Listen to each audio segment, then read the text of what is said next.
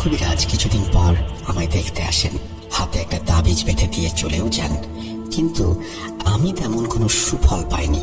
প্রতিনিয়ত সেই ঘ্রাণ আমাকে তাড়িয়ে বেড়াচ্ছিল। কেটে যায় 12 দিন। সেদিন রাতে আমি বিছানায় একা বসেছিলাম। ফ্যামিলির সবাই আমাকে নিয়ে চিন্তিত। বাবা মা আমাকে নিয়ে সারাদিন কান্না করে যাচ্ছে। আমি বুঝতেই পারছিলাম না আমার সাথে কি হচ্ছে। না করেছি কারো ক্ষতি, আর না করেছি সেই বৃদ্ধের সাথে কোনো বেয়াদবি। কোনো কিছু কোথাও ফেলে এসেছি কিনা ভেবে যাচ্ছিলাম। ভাবনার মাঝে দেখলাম আম্মু আমার রুমের দরজায় এসে বললেন, একজন কবিরাজ এসেছে রিয়াজ, তোকে ডাকছে, মসজিদের সামনে আছে, তাড়াতাড়ি আয়। কথাটা বলে মা তাড়াহুড়া করে চলে যান। আমি কথাটা শুনে প্রায় কান্না করে দিয়েছিলাম। কতটা খুশি লেগেছে আমার তা প্রকাশ করার মতো না। এতদিনে বুঝি আল্লাহ কাউকে পাঠিয়েছেন আমাকে এই অভিশাপ থেকে মুক্তি দেওয়ার জন্য। আমি তড়িঘড়ি করে বিছানা থেকে উঠে যাই এবং স্যান্ডেল পায়ে দিয়ে রুম থেকে বেরিয়ে আসি। বাসায় দেখলাম কেউ নেই। সবাই কবিরাজের কথা শুনে মসজিদের সামনে চলে গিয়েছে ভেবে আমিও দৌড়ে যাই মসজিদের সামনে। রাত 11টায় বেশি হবে। আমি মসজিদের সামনে গিয়ে দেখি আমার মা একা দাঁড়িয়ে আছেন, পুকুরের দিকে তাকিয়ে আছেন। আগের লেখায় আমি বলেছিলাম মসজিদের সামনে একটি পুকুর আছে। আমি মাকে কয়েকবার ডাক দিলাম, কবিরাজ কোথায় মা? আর তুমি এখানে একা দাঁড়িয়ে আছো যে? রাস্তেলার আব্বু কোথায়? আমার কথা শুনে মা কোনো উত্তর দেননি। একভাবে তিনি পুকুরের দিকে তাকিয়েছিলেন। আমি একটু এগিয়ে আম্মুর কাছাকাছি যেতে আম্মু আমার দিকে ঘুরে দাঁড়ান। জানি না কিভাবে প্রকাশ করব যে সেই মুহূর্তটা আমার কাছে কেমন লেগেছিল। আমার পুরো শরীর ভার হয়ে গিয়েছিল। আমার মায়ের শাড়ি পরে সেই বৃদ্ধ লোক দাঁড়িয়ে আছে সেখানে নির্জন মসজিদের সামনে একা। বৃদ্ধ লোকটা আমার দিকে এক দৃষ্টিতে তাকিয়েছিলেন। এদিকে আমার শরীরে কোনো শক্তি নেই, না পারছি দৌড়াতে, না পারছি চিৎকার করতে। বৃদ্ধ লোকের চোখে কোনো এক মায়া, সেই মায়া আমাকে আটকে রেখেছে। আমার ভেতরে ভয়, কিন্তু শরীর যেন বৃদ্ধ লোকের ইশারায় চলছে। চোখাচোখি হবার মাঝেই হঠাৎ বৃদ্ধ লোকটা এক লাফে পুকুরে নেমে যায়। উনি পানিতে পড়ার 1 সেকেন্ড পরেই আমার কাঁধে কারো হাতের স্পর্শ পাই আমি। হঠাৎ কারো ছোঁয়া পেয়ে হুট করে আমি পেছনে তাকাই। আমার এমন আচমকা মাথা ঘোরানো দেখে আম্মু আব্বু ভয় পেয়ে যান। আম্মুকে দেখে আমি শরীরে কিছুটা শক্তি পাই আর তাকে জড়িয়ে ধরে কান্না শুরু করি। পুরুষ মানুষ সহজে কান্না করে না, হয়তো অনেক ভয় পাওয়ার পর খাতে, নয়তো অনেক আঘাত। আমি দুটোই পেয়েছিলাম। এই বৃদ্ধ লোক যেন আমাকে মানসিক আঘাত দিচ্ছে এবং একইভাবে ভয়ও দিচ্ছে। আমার কান্নার মাঝে আব্বু জিজ্ঞেস করেন আমি কেন এখানে এসেছিলাম। আমি কিছুটা শান্ত হয়ে আব্বু আম্মুকে সব খুলে বলি। সেটি শুনে ওনারা বলেন, কি বলিস, তুই আমাদের রুমে দেখতে পাসনি? তুই তো আমাদের সামনে দিয়ে বের হয়েছিস। আমরা তোকে কয়েকবার বললাম কোথায় যাচ্ছিস, কিন্তু তুই কোনো উত্তর না দিয়ে দৌড়ে এদিকে এসেছিস। ওনাদের কথা শুনে বরাবরের মতো এবারও আমি চমকে যাই। এ আমার কি হয়ে গেছে? এতদিন বৃদ্ধ লোক স্বপ্নে আসতো, এখন সরাসরি দেখা দিচ্ছে। আবার আমার চোখকেও বশ করে নিল। চোখের সামনে দাঁড়িয়ে থাকা মা বাবাকে আমি দেখতে পাইনি, তাদের শব্দ শুনিনি। বিশ্বাস করবেন কিনা জানি না, তবে এইটাই চিরন্তন সত্য। একবার ভাবুন তো, এই সময়টায় আপনি থাকলে কি করতেন? আপনি পারতেন স্বাভাবিক হতে? পারতেন নিজেকে যে কোনো ভাবনায় সান্ত্বনা দিতে? যাই হোক, সেদিন মা বাবা না গেলে হয়তো আমার অনেক বড় ক্ষতি হয়ে যেত। হয়তো বৃদ্ধ লোকটা আমাকে পানিতে চুবিয়ে মেরে ফেলতো, আর নয়তো অন্য কিছু। এদিকে এই অবধি অনেক কবিরাজের কাছে যাওয়া হয়েছে আমাদের। সবার মুখে একটাই কথা, পারবো না আমরা। ঘটনার ফাঁকে একটা বিষয় আপনাদের জানানো হয়নি আমার। আমি যে মসজিদের কথা উল্লেখ করেছি, এই মসজিদের ইমাম সাহেব নিজের ব্যক্তিগত একটা কাজে গ্রামের বাড়িতে গিয়েছিলেন। আমার সাথে এই ঘটনা হবার আগেই তিনি ছুটিতে গিয়েছিলেন। এদিকে অনেক কবিরাজ আমার চিকিৎসা করার ক্ষেত্রে না করে দিল। সেখানে এই ইমাম সাহেবের কথা আমাদের মাথাতেও ছিল না। যেহেতু যারা সব কাজে অভ্যস্ত তারা না করে দিল, তাই ইমাম সাহেবের আশা আমাদের কারো মাঝেই ছিল না। সেদিন মসজিদের সামনে থেকে বাসায় আসার পরই আমি সেই অদ্ভুত ঘ্রাণ পেতে থাকি। এইটাও আমি আপনাদের কিভাবে বোঝাবো তা নিজেও বুঝতে পারছি না। তবে কিছুটা আইডিয়া দিতে পারি? কোনো পারফিউম যদি ঠিক আপনার নাকের কাছে এনে স্প্রে করা হয়, তখন সেই পারফিউমের ঘ্রাণ আপনার নাকে কতটা তীব্রভাবে প্রবেশ করবে নিশ্চয়ই আপনি বুঝে গিয়েছেন। ঠিক তেমনি আমার সাথে হয়েছিল। ওই অদ্ভুত ঘ্রাণ যেন ভয়ানক কোনো পারফিউমের, এবং সেটি আমার নাকের কাছে এনেই বারবার স্প্রে করা হচ্ছে। ওই অদ্ভুত ঘ্রাণে বিরক্ত হয়ে আমি নাকে রুমাল দিয়ে বসে থাকি। তবুও যেন এই ঘ্রাণের তীব্রতা কোনোভাবে কমছিল না। তখনই অজানা কোনো শক্তি যেন আমাকে বারবার বুঝিয়ে দিচ্ছিল, ঘুমিয়ে পড়, তাড়াতাড়ি ঘুমিয়ে যা।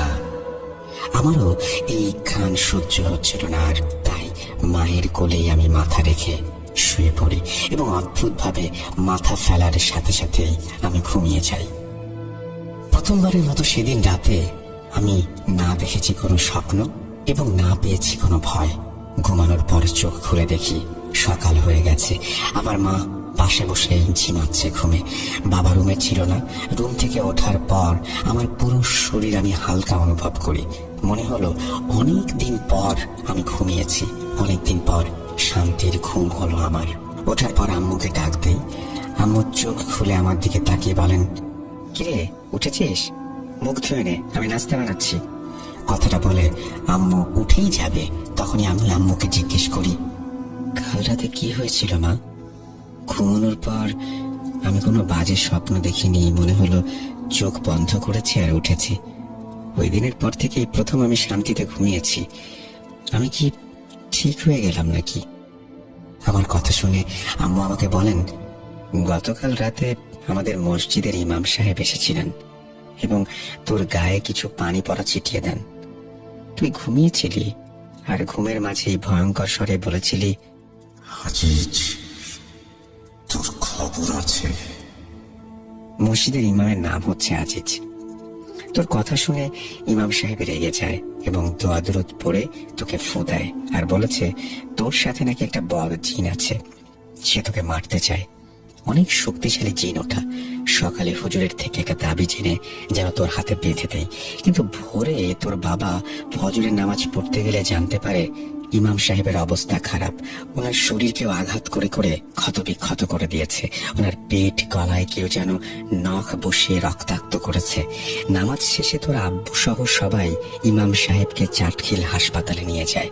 তোর আব্বু আমাকে এই সব বলেই বের হয়েছেন, এখনো আসেননি। আমি সারা রাত তোকে কোলে নিয়ে বসেছিলাম।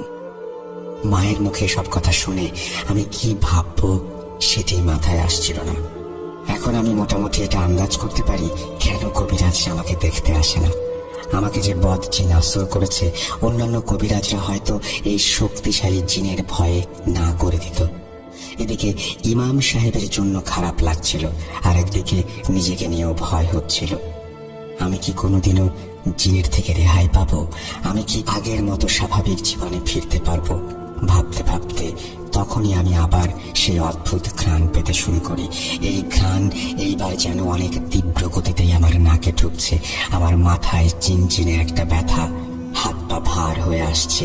কেউ যেন আমাকে বিছানা থেকে টেনে নিয়ে যায়, চারিদিকে ঘুরাচ্ছে আমাকে। ভয়ে আমি জোরে গলা ফাটিয়ে আম্মুকে ডাক দিলাম। এরপর আমার আর কিছু মনে ছিল না। জ্ঞান ফিরতেই দেখি আমার চারপাশে অনেক মানুষ, মহল্লার মানুষ আমার রুমে যেন ভিড় জমিয়েছে আমাকে দেখার জন্য। আমার জ্ঞান ফেরার পর যখন আমি সবার দিকে তাকাই, এইটা বুঝতে বাকি রইল না যে সবাই আমাকে ভয় পাচ্ছে। আমি কথা বলার চেষ্টা করলে গলা দিয়ে স্বর বের হচ্ছিল না। তবু অনেকে কষ্ট করে কোনোভাবে আম্মুকে জিজ্ঞেস করি, মা আমার কি হয়েছে? আমার কথা শুনে দেখলাম একটা মহিলা বলতে লাগলেন, আলহামদুলিল্লাহ, শয়তান ওর শরীর ছেড়ে দিয়েছে, সবাই বের হয়ে যান, রিয়াজকে কিছুদিন একা থাকতে দেন। মহিলার কথা শুনে আমি ধারণা করতে পারলাম এতক্ষণ আমাকে জিন আসর করেছিল। আমি আমার শরীরে অনেক ব্যথা অনুভব করছি, হাত পা নাড়াতে পারছি না। কোন রকমে আবার আম্মুকে জিজ্ঞেস করলাম, মা কি হয়েছিল আমার? এদিকে সবাই রুম থেকে বের হয়ে গেলে আম্মু আমাকে বললেন, তোর ডাক শুনে আমি দৌড়ে এসেছিলাম, এসে দেখি তুই মাটিতে শুয়ে আছিস। অন্যদিকে তোর ডাক শুনে মহল্লার মহিলারাও ছুটে আসে। সবার সামনেই তুই মাটিতে শুয়ে কি যেন বলছিলি। অন্য কোনো ভাষায় কথা বলছিলি যা আমরা কেউ বুঝতে পারছিলাম না। আমি তোর কাছে এসে তোকে তুলতে যাব, তখনই তুই হুট করে উঠে বসে পড়েছিস। আমি ভয়ে একটু দূরে চলে আসার পর তুই নখ দিয়ে মাটি খামচে যাচ্ছিলি এবং সবার সামনেই তুই মাটি খুঁড়ে মাটি খাওয়া শুরু করেছিলি। তোর অবস্থা দেখে সবাই বুঝে গিয়েছিল তোর গায়ে জিন ভর করেছে, তাই আমরা দোয়া দুরুদ পড়তে শুরু করি। কিন্তু তুই আমাদের মুখে আল্লাহর কালাম শুনে রেগে গিয়েছিস এবং বসা থেকে উঠে উপরে লাফ মেরেছিস আর ইচ্ছে করেই মাটিতে ধপাস করে পড়েছিলি। আমরা এসব থেকে ভয় পেয়ে যাই। তখন তুই মাটিতে পড়া অবস্থায় গম্ভীর স্বরে বলেছিলি, তোদের ছেলেকে এইভাবে মেরে ফেলবো, কেউ কোনো সূরা পড়বি না। তোর এমন কথা শুনে আমরা ভয় পেলেও রোকেয়া বেগম, আমাদের বাড়ির একজন বৃদ্ধ মহিলা, এসে তোকে ফু দিতে থাকে। আর কি যেন দোয়া পড়ে যাচ্ছিলেন তিনি। উনি অনেক দোয়া পারেন। তুই ছটফট করতে করতে মাটিতে লুটিয়ে পড়েছিলি। এরপর আমরা তোকে বিছানায় নিয়ে এসে শুইয়ে দিই। আম্মুর মুখে পুরো কথা শুনে আমি এবার আরো ভয় পেতে শুরু করি। এই জিন চায় কি? এই জিনের উদ্দেশ্য কি আমি জানি না। প্যারানর্মাল বিষয় নিয়ে অনেক জেনেছি পড়েছি, কিন্তু এইরকম কোনো ঘটনা বাস্তবে এইভাবে হয় তা আমি বিশ্বাস করতাম না। সত্যিই কি এমন অদ্ভুত আচরণ করছি আমি? অবিশ্বাস্য সব, কিন্তু বিশ্বাস না করে উপায় কি? সব তো আমার সাথেই হচ্ছিল। আম্মু আমার রুমে আগরবাতি জ্বালিয়ে দিয়ে বিছানার পাশে লোহার কিছু দণ্ড রেখে দেয়। লোহা জাতীয় ভাঙা অংশকে নাকি জিন ভয় পায়। এরপর মা আমার পাশে বসে পবিত্র কোরআন শরীফ পড়ে যাচ্ছিলেন, যাতে খারাপ জিনিসটা আমার আশেপাশে আসতে না পারে। যেহেতু কোনো কবিরাজ আমাকে সুস্থ করতে আসছিলেন না, তাই মা আপাতত যা পারছেন তাই করছেন। এর ঠিক কিছুক্ষণ পর আমার আব্বু বাসায় আসেন। ওনার মুখে ভয়ের ছাপ। আব্বুকে দেখে আম্মু উঠে দাঁড়ান। আব্বুকে কি হয়েছিল জিজ্ঞেস করার পর তিনি বলেন, ইমাম সাহেবের মুখ থেকে কোনো কথা বের হচ্ছে না, উনি হাত পাও নাড়াতে পারছেন না, হসপিটালে ভর্তি আছেন। আমাকে ভাত দাও, বিকেলে দেখে আবার ইমাম সাহেবকে দেখে আসবো। আব্বুর কথা শুনে আম্মু কিছুটা মন খারাপ করেছেন বুঝলাম। আমাদের জন্যই আজ ওনার এই অবস্থা। কিন্তু আমি এই সব কিছুর জন্য আমাকে দায়ী করে যাচ্ছি বারবার। আমার জন্য সবার এমন হচ্ছে। ইমাম সাহেব আমার জন্যই ক্ষতিগ্রস্ত হয়েছেন, আমার পরিবার আমার জন্যই হতাশায় ভুগছে। এসব ভাবতে ভাবতে আমার চোখের কোণায় অশ্রুপাত হচ্ছিল। আমার এই অবস্থা দেখে আব্বু আমার পাশে এসে দাঁড়ান। আমাকে বলেন, তোর শ্বশুর বাড়িতে মনে হয় ব্যাপারটা জানানো উচিত। ওনাদের পরিচিত যদি কোনো লোক থাকে তবে তোর চিকিৎসা করাতে পারবো। আব্বুর কথায় আমি আব্বুকে সেদিনও বললাম, না বাবা, তুমি জানোই তোমার বৌমা সব ভয় পায় অনেক, ওদের কিছু বলার দরকার নেই। কল দিলে বলো আমার জ্বর হয়েছে, তাই কারো সাথে তেমন কথা বলছি না। আমার কথায় আব্বু আবার আমাকে বললেন, এইটা কয়েকবার বলেছি, তোর স্ত্রী বিশ্বাস করতে চাচ্ছে না, সে বাড়িতে আসতে চায়। আমাকে বলল তাড়াতাড়ি তোকে নিয়ে যেতে। আব্বুর কথায় আমি কিছুক্ষণ চুপ থেকে বললাম, না করুক বিশ্বাস, আমার জন্য অলরেডি আপনারা অনেক ডিপ্রেশনে ভুগছেন। ওদের জানালে ওরাও চিন্তা করবে, হয়তো সুস্থ হয়ে ওর সাথে কথা বলবো, নয়তো মরে গেলে বলবেন মরে গেছি। কথাটা শুনে আব্বু বসা থেকে উঠে রান্নাঘরে চলে যান। কিছুটা রাগ হয়েছেন বুঝতে পারছি, কিন্তু আমি জানি আমার স্ত্রী এসব জিন ভূতকে কতটা ভয় পায়। সে শুনলে নিজে তো রাতে ঘুমোবেই না, সাথে আমার জন্য দিন রাত কান্না করে যাবে। এখন কিছুদিন আমার উপর রেগে থাকলে থাকুক, ওর সামনে গিয়ে দাঁড়ালে সব রাগ এমনিতেই মাটি হয়ে যাবে। ওই দিন আর তেমন কিছু হয়নি। সন্ধ্যার সময় আম্মু সহ আমাদের বাড়ির ওই বৃদ্ধ মহিলা আমার দুই পাশে দোয়া দরুদ পড়ে যাচ্ছিলেন। আম্মু আমাকে চা আর বিস্কিট এনে দিয়েছিলেন, আমি ওগুলোই খাচ্ছিলাম। তখনই হঠাৎ করে আমি বুঝতে পারি আমার ঘরের বাইরে কারো পায়ের শব্দ। আপনাদের এই বিষয়টা একটু ক্লিয়ার করি। আমার জানালার পাশে বাইরে দেয়াল, ঘরের সামনের অংশে উঠোন, তাই সেখানে মানুষ আসবে যাবে, কিন্তু ঘরের পেছনে ময়লা আবর্জনা ফেলা হয়। সেখানে সচরাচর কুকুর বা বিড়াল ব্যতীত কোনো মানুষ যায় না, কিন্তু সেই স্থানে কারো হাঁটার শব্দ পেয়ে আমার মা জানালা খোলে আর বাইরে তাকিয়ে দেখে কেউ নেই। মা জানালা বন্ধ করতেই আবার কারো পায়ের শব্দ। এইবার আমরা বুঝে যাই এটা অন্য কিছু। এদিকে রোকেয়া চাচি আরো জোরে জোরে আয়াত পড়তে শুরু করে দিয়েছেন। খেয়াল করছি বৃদ্ধ মহিলা যত জোরে কোরআনের আয়াত পড়ছেন, বাইরে হাঁটার শব্দটা তত জোরে জোরে আসছিল। দেখতে দেখতে বাইরের শব্দটা আমাদের ঘরের চালে শুরু হয়। চালের টিনে কেউ যেন দৌড়াদৌড়ি করছে, যেন এখনই চাল ভেঙে পড়বে। আমি উপরের দিকে তাকিয়ে বোঝার চেষ্টা করছি চালে কোনো নড়াচড়া আছে কিনা, কিন্তু কারো দৌড়াদৌড়ির শব্দ স্পষ্ট আসছে, অথচ নড়াচড়াটা বোঝা যাচ্ছে না। এইভাবে প্রায় 2 মিনিট কেটে যাওয়ার পর সেই শব্দটা বন্ধ হয়ে যায়। এর কিছুক্ষণ পরে দেখলাম আমার আব্বু লাইট মারতে মারতে ঘরে প্রবেশ করছেন। আব্বু জানে না এতক্ষণ কি হচ্ছিল। আমরাও আব্বুকে এই ব্যাপারে কিছু বলিনি। আব্বু একটা কাগজ হাতে আমার রুমে আসেন এবং আমাকে বললেন, ইমাম সাহেব এখন মোটামুটি কথা বলতে পারছে। তিনি একটা ঠিকানা দিয়েছেন, একজন শক্তিশালী কবিরাজের ঠিকানা। উনি নাকি তোকে সুস্থ করতে পারবেন। আব্বুর কথাটা শেষ হতে না হতেই আমাদের ঘরের পেছনে অর্থাৎ জানালার বাইরে কেউ আমাদের টিনের চালে যেন জোরে একটা লাথি মেরেছে। আঘাতের শব্দ এত জোরে হয়েছিল যে আমরা ধরেই নিয়েছি টিন ভেঙে গেছে। সবাই ভয়ে কাঁপছিলাম। এদিকে রোকেয়া চাচি আর আম্মু আবার কিছু সূরা কালাম জোরে জোরে পড়তে শুরু করলেন। রাত 11টা কিংবা এদিক সেদিক হবে। সেদিন রাতটা পার করার অপেক্ষায় ছিলাম আমরা। সকাল সকাল কবিরাজের ঠিকানায় যাওয়ার প্ল্যান। আম্মু ভাত এনে দেয় আমার রুমে। আমি আর আব্বু ভাত খেতে বসেছিলাম। সেই মুহূর্তে আমার পাশে সূরা পড়া সেই বৃদ্ধ মহিলার চিৎকার ভেসে ওঠে।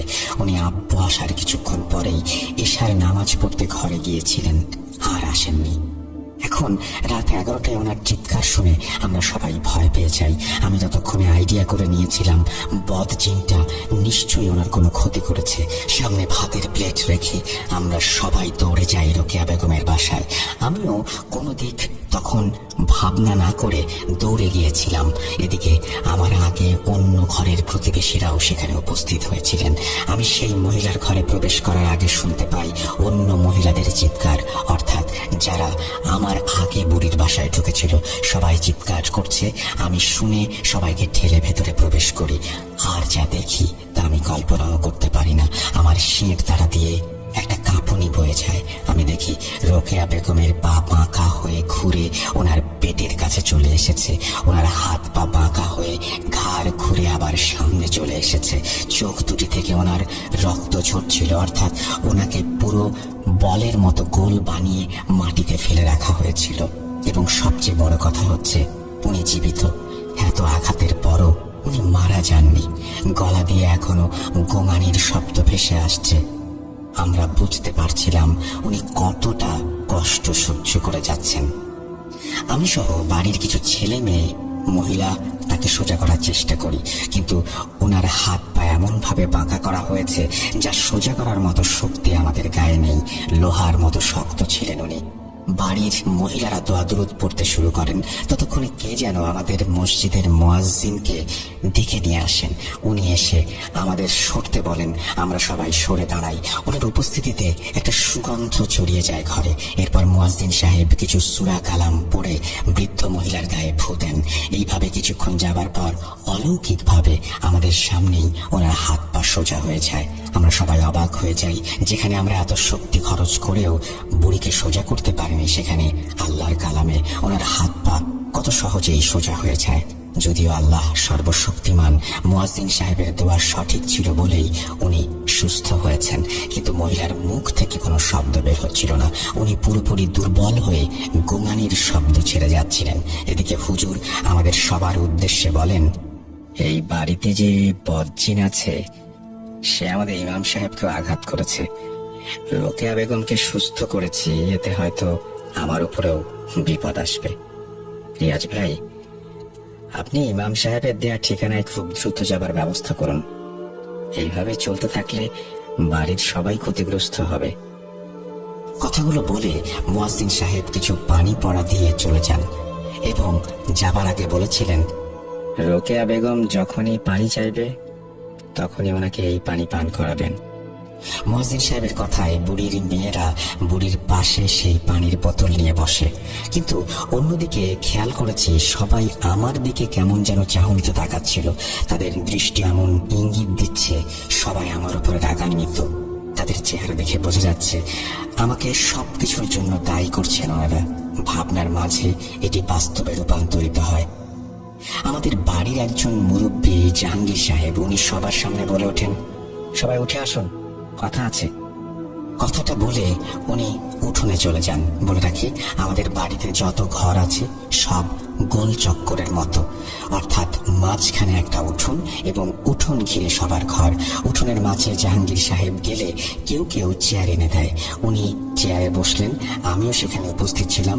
মুরব্বী সবার সামনে আমাকে উদ্দেশ্য করে বললেন, রিয়াজ, তোমার জন্য বাড়িতে এই বদ জিন প্রবেশ করেছে। তোমার সাথে এসেছে সে। তোমার জন্য বাড়ির সবার ক্ষতি করতে পারছে। আমরা চাই না তোমার জন্য আর কারো ক্ষতি হোক। রোকেয়া বেগমকে সেই বদ জিন কিভাবে আঘাত করেছে তা নিজের চোখেই দেখেছ। আমি সবার পক্ষ থেকে তোমাকে একটা কথা বলতে চাই, তুমি সুস্থ না হওয়া অবধি আপাতত কোনো আত্মীয়র বাসায় যাও। সুস্থ হবার পর আবার ফিরে এসো। তোমাকে নিয়ে এখন আমাদের সবার মনে ভয়ের সৃষ্টি হয়েছে। জাহাঙ্গীর সাহেবের কথা শুনে আমি মাথা নিচু করে দাঁড়িয়ে থাকি। যদিও একদিকে সব আমার জন্যই হচ্ছে, কিন্তু আমার তো দোষ নেই এখানে। আমি অসহায়, আমি করিনি সে জিনের কোনো ক্ষতি, আর আমি জানি না কেন সে আমার পিছু নিল। ভাবনার মাঝে আমার চোখ বেয়ে অশ্রুধারা নেমে আসে। এদিকে নীরবতা ভেঙে আমার আব্বু বলে ওঠেন, জাহাঙ্গীর সাহেব, কাল সকালেই আমরা রিয়াজকে কবিরাজের কাছে নিয়ে যাচ্ছি। রাতটা রিয়াজ বাসায় থাকুক। যদি কাল কোনো সমাধান না হয় তবে রিয়াজ তার বোনের বাড়িতে চলে যাবে, আমি কথা দিচ্ছি। আব্বুর কথা শুনে জাহাঙ্গীর সাহেব কেমন যেন রেগে গেলেন। উনি এবার কড়া শব্দে বলে ওঠেন, আপনারা কি আমাদের মারতে চান নাকি? এখানে আপনার ছেলের জন্য আমরা সবাই বিপদে আছি। আমাদের জন্য তো আপনাদের ভাবনা করা উচিত। জাহাঙ্গীর সাহেব কথাটা শেষ করার আগেই কোথা থেকে যেন একটা গাছের ডাল উড়ে এসে জাহাঙ্গীর সাহেবের গায়ে পড়ে। জাহাঙ্গীর সাহেব সেই ডালের আঘাতে চেয়ার থেকে নিচে পড়ে যান, যা দেখে আমরা সবাই ভয় পেয়ে যাই। এদিকে তখনই বাড়িতে কারেন্ট চলে গেছে। সবাই তাড়াহুড়ো করে ফোন বের করে ফ্ল্যাশ লাইট অন করে দেখে জাহাঙ্গীর সাহেবের হাত পা সেই বুড়ির মতো বাঁকা হয়ে আছে এবং চোখ থেকে তার রক্ত ঝরছিল। বুড়ির মতো উনিও গোঙানির শব্দ করে যাচ্ছিলেন। এই দৃশ্য দেখে হঠাৎ মহিলারা চিৎকার দিয়ে দৌড়ে পালাতে শুরু করেন। সবার মুখে শোনা যাচ্ছিল, জিন আসছে, জিন আসছে। আতঙ্কিত হয়ে অনেকে ঘর ছেড়ে চলে যায়। এদিকে আমি সহ কয়েকজন জাহাঙ্গীর সাহেবকে ধরতে যাই, কিন্তু হাত পা বাঁকা হয়ে যাওয়ায় উনি বুড়ির মতো গোল হয়ে গেছেন। কোনো রকমে ওনাকে কোলে তুলে আমরা ওনার ঘরে নিয়ে